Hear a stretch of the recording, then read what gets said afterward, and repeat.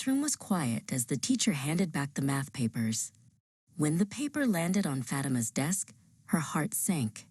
There, circled in bright red ink, was a grade much lower than she had ever received before. The numbers seemed to blur as she stared at them, feeling a cold shiver of worry. On the walk home, the sun was shining, but Fatima felt like she was carrying a heavy gray cloud. Her backpack felt twice as heavy as usual.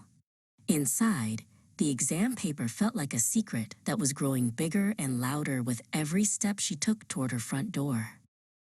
Once she was safe in her bedroom, Fatima pulled the paper out. She looked at the low marks again and felt a sting in her eyes.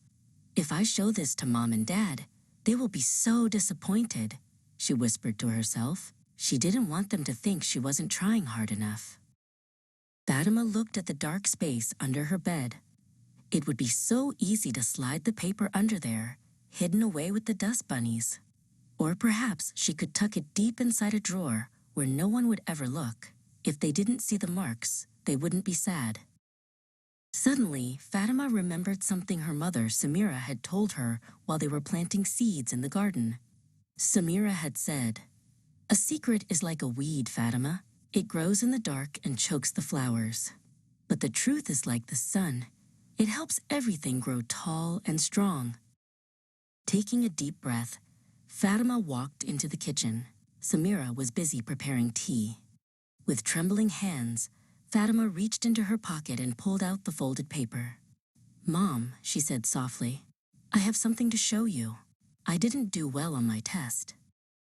Just then, her father, Idris, walked into the room. He saw the paper and the look on Fatima's face. He didn't look angry. Instead, he knelt down so he was at her eye level. He put a steady hand on her shoulder and gave her a small, encouraging smile that made the heavy clouds start to lift. "Thank you for being honest, Fatima," Samira said, sitting beside her at the table. "Now that we know where you are struggling, we can work on it together.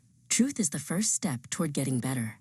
They opened her textbook together, and Samira began to explain the problems that had been so confusing before. For the next 2 weeks, the house was filled with the sound of practice and the sight of crumpled scratch paper. Fatima worked hard, and whenever she felt stuck, she wasn't afraid to ask for help. She realized that by telling the truth, she had gained 2 wonderful teammates to help her succeed. When the next exam came, Fatima felt ready. A few days later, Idris met her at the door with a huge grin, holding a new paper. It wasn't just a better grade. It was a mark of her hard work and her courage. Fatima hugged him tight, knowing that the truth had indeed helped her grow.